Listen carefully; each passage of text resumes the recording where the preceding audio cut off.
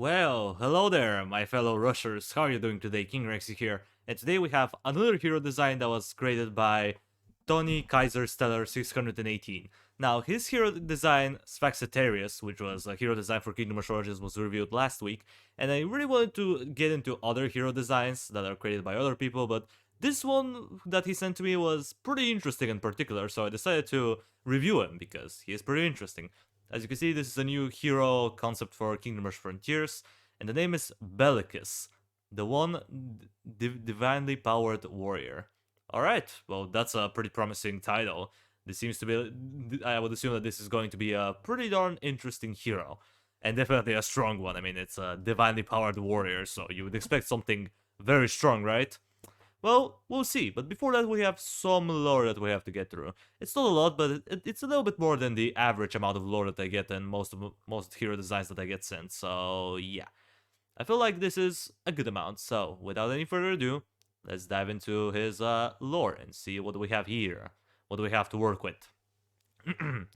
Well, so yeah, the lore. While most people know him by Bellicus, this isn't his real name. Bellicus was born Otto Gerald Lightseeker, the Elder, being Gerald Lightseeker's the younger's brother, younger's older brother. Hmm. Interesting, so we're having Gerald Lightseeker into it already. Interesting.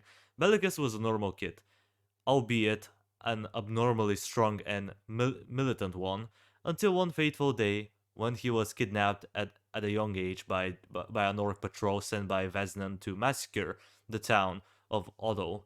I would assume this is from Otto's farmlands, and steal its resources.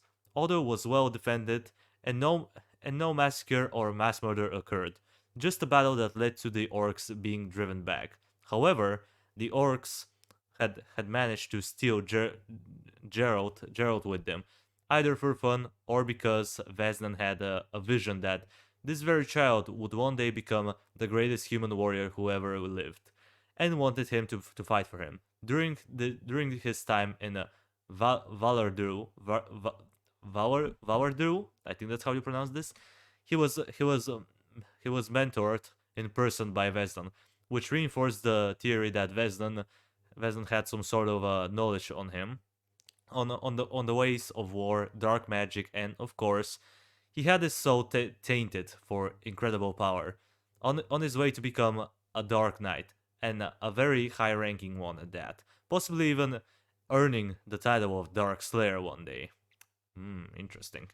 Once the war between Lineria and Vesdan's forces was in full swing, around the time the first game begins, maybe a little earlier. Okay, Bellicus had one of his experiences in combat, being dispatched with his platoon of Dark Knight infantries to capture a settlement, massacre everyone in it, and plunder the rest, establishing a foothold for Vesnan's forces in Lineria.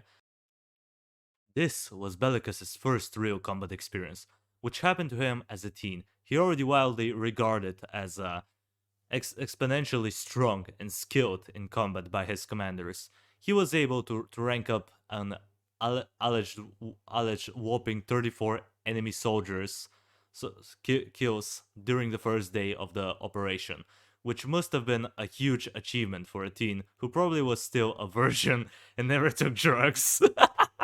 Alright, that part really cracked me up. A teenager who was a virgin, lol. Imagine being a teen who is virgin. Don't take this out of context though. Anyway, let's keep going. This happened in southeastern Lineria, only a couple dozen miles from Luzogen. He along with his platoon would continue operating in this area even after the entire army of Vesnan had been pushed back from Lineria. At that point, Bellicus was way beyond the reach of his supply lines, so he and his platoon would eventually have to start operating completely rogue, my bad, entirely separated from Vesdan's commands after the after the battle at the Citadel of Lineria. During his seemingly never-ending rogue mission deep in enemy territory, Bellicus had allegedly gotten 10,000 kills on enemy soldiers and civilians alike. And then we also have this map for some reason. I don't know, I guess it's to give you a clearer idea as to where the operation starts, I assume. Oops, I skipped too far. Let me just go back. Like this. Yeah, I feel like this is good enough. Bellicus's platoon would soon become infamous throughout Lineria, taking entire villages at the same time as service to their lord, even after the war between Valardur and Lineria had long ended.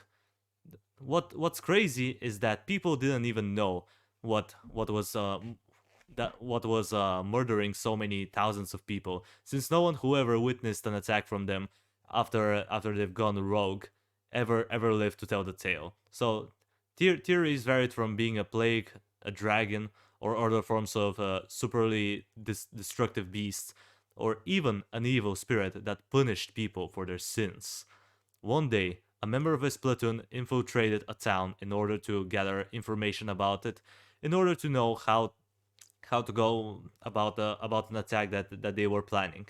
He saw a poster and people celebrating a holiday and doing it in a weird way, like singing hymns about victory, painting Vesdan caricatures, which he figured would mean they were celebrating the defeat of Vesdan, and that the war had ended years ago. The platoon member came back to his camp, told the story, although his commanders didn't believe him. So a few more. A few more scouts. I think this should be separated, but whatever. Were sent and they deducted that and they deducted the same thing. The war is over and has been for several years now, and that there was no point in carrying out any attacks on Lineria settlement or towns or doing anything of the sort. So they decided to disband and try to live their lives in Lineria. No one knew that they were war criminals in exile, so they could confidently re, re-enter society without anyone sub, without anyone suspecting them, completely anew. All right, so far I'm really digging this story so far. Bellicus quickly joined the Linearian military and saw action in the anti-Hakraj insurgents effort, in which he performed exponentially well. He fought in many more battles, eventually earning him the nickname Bellicus, which means military in Latin. Ooh, good to know. For his unreal bravery and skill. While while he was fighting for Vesnan, he wasn't truly evil, just brainwashed. So he embraced the Linearia, embraced the Linearian way of life, and became a functional member of society. Despite being a war criminal in exile, as as did did his entire platoon, who all went their separate ways. One day, while he was out in Hushwoods fighting Kingpin led bandit insurgents, sorry, by the bandits. All right, he explains that.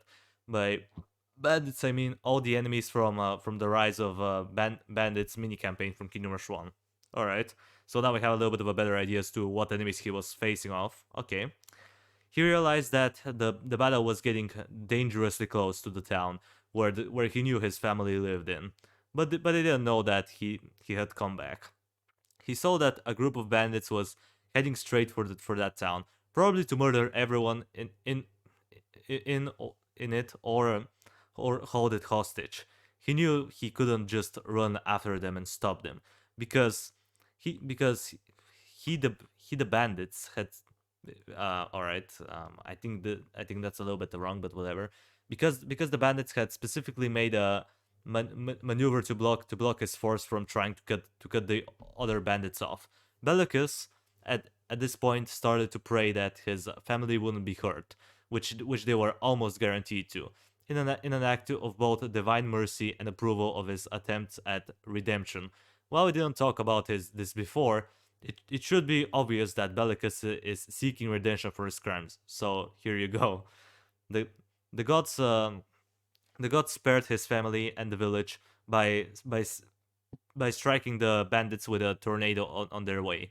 And while the tornado could have done a massive amount of collateral damage in the process, it disappeared quickly enough so that the only person it hurt was the bandits' force, as well as um I'm sorry, as was the will of the gods. All right, interesting. After the battle was over and the bandits defeated, Bellicus went to the town that he lived in as a child, and there he saw his family. He knew what they looked like because he saw them many times during the days at the service of Vaznan, and when he saw them alive, and the whole town basically untouched, his heart started beating with inexpectable joy, realizing that his prayers had worked, and having pleaded allegiance to the king. Now, both in his heart and on paper, he went on living as a Linerian soldier until he was promoted to a very high, prestigious Linerian military rank, the name of which I don't know. All you need to know is that he was given control of 100,000 soldiers, though he would only lead 10,000 in this specific mission, and sent to lead a force of Linerian soldiers that were that were themselves sent to bolster, yeah, that's the word, bolster the defense. I think it's meant to be boost, whatever, the defense of Hammerhold when the nomadic tribes led by Lord Malagar attacked Hammerhold. And this point on is where you, the player, get the shape of this hero's history. Okay, there's also a note here. During Vengeance and Legends, I assume Legends of Kingdom Rush, Bellicus is still leading an independent resistance force against the evil occupiers, and he hasn't surrendered yet, and most likely never will. Okay, also there's a fun fact. Bellicus is the only man in Lineria supposedly stronger than Sir Gerald Lightseeker in combat. Ooh, spicy. So we're talking about a hero that's potentially better than Gerald Lightseeker. Well, I'm already interested. The backstory is pretty fitting. I like it. I like the change of the story. It's pretty nice. I have nothing much to say. Just generally a good story. I like it. Now let's get into the description and all. Okay, now here's the description and the reference image, and as you can see, Bellicus is looking very badass. He looks like a boss from Dark Souls. I'm pretty sure the reference image isn't from Dark Souls, but he kind of reminds me of that. So here we go with the statistics. I really like the way he does the stats though. He does them like this in order. So the first row is going to be the HP amount, the second one is going to be the attack damage, which is melee. The third one is going to be the armor, the fourth one is going to be attack speed, also in melee, and then the fifth one is going to be the respawn time. So, let's get it to level 10. 720 HP, that's already a pretty high amount. 54 to 81 damage, I would assume physical damage, because, melee, I would assume it's physical damage. 80% armor, that's a pretty high amount of armor, I'll admit. That's like Gerald Lightseeker level of armor. 1.5 seconds attack rate and 35 seconds respawn rate, oof. Okay, the respawn rate is very long. Like, this is longer than Boneheart, so we should be expecting something strong. And from the statistics alone, he is pretty strong. I mean, we're talking about 3600 efficient HP, or effective HP, whatever you want to call it. I call it efficient HP, but some people call it effective HP. I don't know which term is better to use, but I'm gonna call it efficient HP. Still, that's a lot. 3600 is nothing to laugh at. And the damage, 45 damage per second, that's not bad. Because he is in Frontiers, 45 damage per second is actually pretty good. Definitely on the high end as far as DPS goes. Not sure why he has such a high respawn rate though, but I guess we'll find out. Because I don't know his speed classified in Kingdom Rush, because I don't know how speed is classified in Kingdom Rush terms, I'll just say that he is roughly average in speed. Okay, so he has average movement speed. Not bad. Now let's get into the abilities. First of all, he has a passive skill, which is called Frenzied. If Bellicus is engaged with an enemy with higher or average damage per attack, so anything more than 67 average damage rounded up than him, Bellicus' attack speed is decreased to 1 second. 1.2 seconds for Spectral Form. Wait, what? Spectral Form? Hold up. Do we have some sort of transformation ability? I guess we'll find out. Well, that's a nice passive ability. If he's fighting an enemy that deals a lot of damage, well, he's just gonna start attacking faster to deal with him faster. That's nice. I like it. So his average damage is gonna be a little bit higher. That's definitely good. I mean, half a second reduction in attack rate. That's pretty pretty noticeable difference. That's like 33% faster attack rate right there. Nice. So I definitely want to set him against tough enemies. I mean, he has 720 HP and 80% armor, so enemies are gonna have a tough time taking this guy down unless they do true damage. Which in Frontiers, there's not a lot of enemies that do true damage anyway. So yeah, he will be a little bit. It will be a little bit easier to kill him if it was in Origins though, because in Origins there's a lot of enemies that can bypass armor. But anyhow, let's get to the abilities. Uh, Persecute. It has 50 seconds cooldown. Smites an enemy with a godly power, instant killing, insta killing them.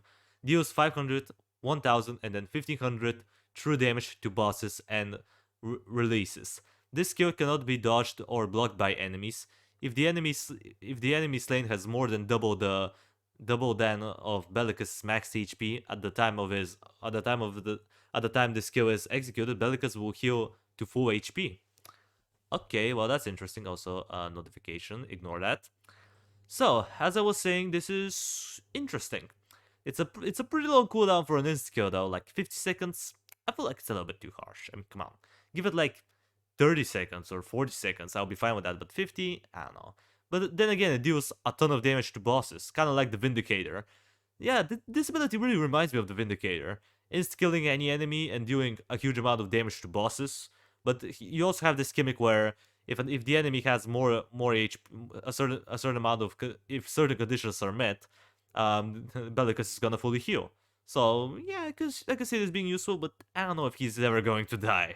Especially with the second ability, Unstoppable, which is a passive skill. Bellicus constantly regenerates 1, 2, and then 3% of his missing HP. In this case, 0 to 7, 0 to 14, or 0 to 22 rounded up per second. So yeah, adding 22 regeneration per second, that's just... oh my god. And I don't know, I feel like that full heal part of this skill is a little bit unneeded. I mean, sure, it's not bad, but it's a little bit over the top in my opinion. But still, he is meant to be stronger than Gerald Lightseeker, so you expect something outstanding. So yeah, so far he's proven to be a pretty good hero. Now let's move on to the third ability, Crippling Strike, which is an active ability that has 15 seconds cooldown. Bellicus hits an enemy very hard, dealing 180 damage, completely destroying their armor and resistance, and having their attack speed for 10 seconds. So that's very good. Shredding armor and magic resistance. That's kind of like the Relic of Power combined with.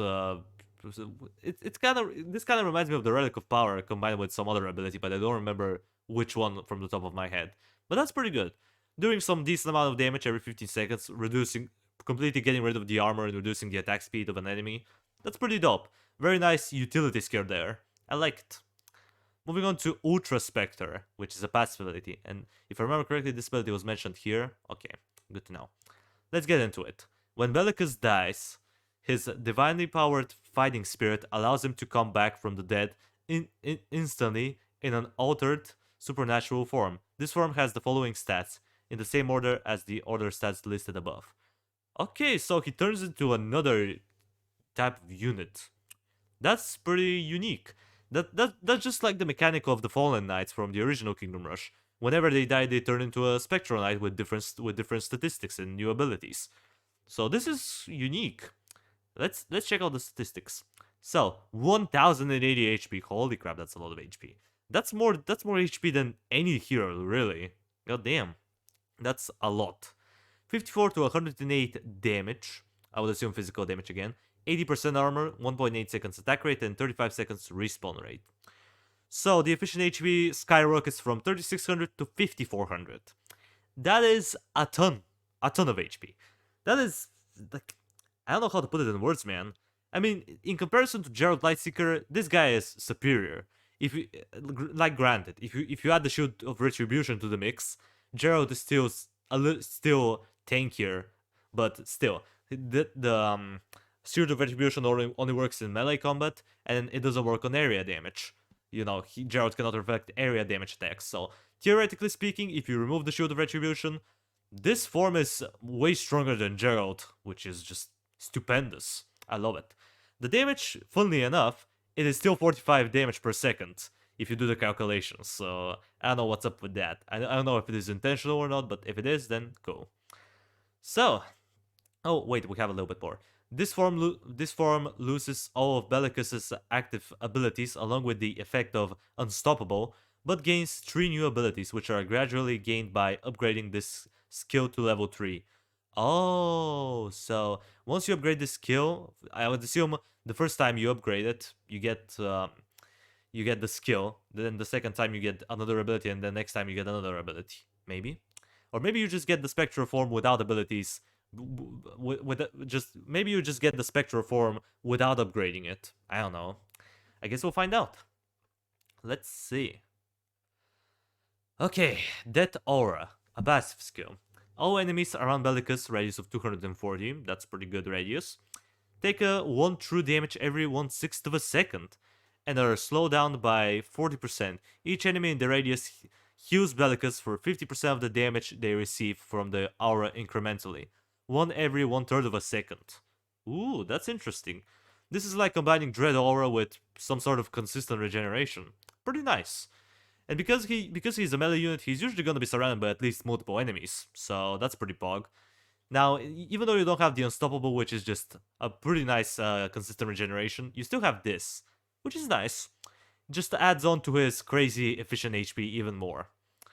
Then we have Spectral Storm, which is an active skill that has 20 seconds cooldown. Releases 10 specters that home in on enemies. If a specter hits an enemy, the other specters will prioritize finding and hitting other enemies unless they are none other than the one that have already been struck. Each one dealing 33 damage and inflicting enemies with an affliction that makes them take 30% more damage for 10 seconds. Specters have unlimited range. Pretty interesting skill. Now, 10 specters is a pretty good amount of projectiles. That's a total of 300 true damage. And the thing is that they seek different enemies. So you're pretty much never gonna get an overkill with the Spectral Storm. That is pretty dope. And the affliction part definitely adds into the fun factor. This is like a slightly weaker totem of weakness, no pun intended. Because the totem of weakness makes enemies take 40% more damage if I remember correctly, while this one makes them 30. I wonder if it's stackable with the totem of weakness though. Imagine enemies taking like 70% extra damage. That would be amazing. And 10 seconds, that's a pretty long duration. Like, for half of the time, the targeted enemies are gonna take 30% more damage. Pretty strong. Pretty good ability. And the last ability, I think, is Demonic Smite, which is an active skill that has 40 seconds cooldown. Insta-kills an enemy, or it deals 1000 damage to bosses, and additionally makes them send out specters, specters equivalent to those from Spectral Storm. One specter for every 250 HP that the enemy has. If Bellicus dies in his form, he will take 35 seconds to respawn. Once he does, he will revert back to his original form. But if he dies again, he will go spectral mode again, and so on. All right, so this one explains how his spectral form works. As far as the demonic smite goes, kind of good, I guess. It even though it is slightly weaker in comparison to like what was it called? Let me just roll up real quick. The persecute in my opinion is a little bit stronger, but still, this ability, the demonic smite, is pretty good. Like comparing it, like sure, 1000 damage to bosses may be weaker, but it's essentially good because if you kill like, let's say, what is a good example? An abomination. Abomination has like 3000 HP or so. I could be wrong on that, but I'm pretty sure it is 3000 HP. So you're gonna get quite a few specters. You're gonna get 12 specters, and because the specters can make enemies take 30% more damage for 10 seconds. That's gonna be pretty OP. I like it. I like the demonic smite, and it has shorter cooldown, which is always appreciated. I mean, 40 seconds is still gonna take a while to execute, but hey, at least the cooldown makes sense for the amount of strain that you're getting out of this ability. Moving on, we have the last ability, Retaliator Armor. Okay, it's an active skill that for some reason doesn't have a cooldown? Question mark. Was that meant to be a passive skill? Let's read through it. Maybe we have some information here. Every 5 seconds, Bellicus activates an AoE around him, radius of 180, that deals damage equal to 30, 60, and then 90% of the damage he took in the last 5 seconds. Works in Spectral form. Okay, so that's interesting. Maybe the cooldown is 5 seconds, I would assume. It seems more like a passive ability than an active ability, though. I don't know. Maybe the creator of the hero got confused or forgot to fix it. But whatever the case, this is a pretty nice ability. 90% of the damage he takes. So depending on the type of enemies that you're fighting, this guy can do quite a lot of area damage, and it also works in spectral form, which is always appreciated. And yeah, that's about it. And we also have the additional notes. So let's read through them real quick. If Bellicus actually existed in Kingdom Rush Frontiers, it's safe to say that he would be the strongest melee hero by a long shot, not just in his own game but most likely in the entire series. I'm fully aware of this, which is why I decided to have him be focused on something that isn't the most important, dueling and crowd control. However, he does the former so incredibly well that he would probably be the best at the best at it by a mile, and still better than top tier heroes that do also fill very important roles. He is well equipped against everything, even enemies like Saurian brutes and blood shells. Well, yeah, for sure, he'll definitely tank them for quite a long time. However, apart from the fact that I like melee heroes uh, more than any other hero types in the series, 3 out of 5 of my favorite heroes are melee heroes. I also felt like including one that is probably brokenness as insert curse word here, because Kingdom Rush Frontier specifically honestly had consistently disappointing melee heroes, with Ulrich, Captain Blackthorn, and Kaz being the only exceptions. And personally, I don't even consider Blackthorn to be a melee hero, which makes it even worse. So yeah, that's the thought process behind designing Bellicus. Interesting. We also have a little bit more, guys. Let's read it. I did not specifically. I did not specifically any targeting or abilities timing percent per, preferences, because I want to leave that up to whoever reads this. Okay, so that's why it wasn't so specific. Interesting. His supernatural powers, which include immense physical strength, speed, and durability, soul manipulation, and pseudo-immortality, were given to him by Vezden during his time in Valardur. But his skills and combat prowess, along with a portion of his strengths, is largely due to him and his own determination. Okay, so that's just adding in a little bit to the lore. Okay. Well, my guy, I feel like you did an amazing job. You definitely did make a good melee hero. Definitely the strongest hero. I think that you definitely succeeded with your task of making a very strong melee hero. Like, the statistics are great. The melee damage, even though it's not like the highest that we've seen so far, it is still relatively on the high end. His efficient HP is through the roof. As far as abilities wise go, I feel like the spectral form is gonna be kind of hard to get into, just because of how much efficient HP he has. The fact that he can regenerate consistently, just like that, due to his unstoppable ability. The fact that he can also fully heal with persecute ability if the right conditions are met. I feel like these two just, especially, well, this one maybe not that much, but unstoppable definitely makes the Ultra Spectre a little bit harder to get, because sure, he has this consistent regeneration, which is making him harder to kill, but then it also makes it harder for the player to get the Ultra Spectre. I mean, yeah, I guess if you're fighting dead coils or enemies that just do a lot of armor-piercing damage, he's gonna get into this form rather quickly, but still. I don't really know.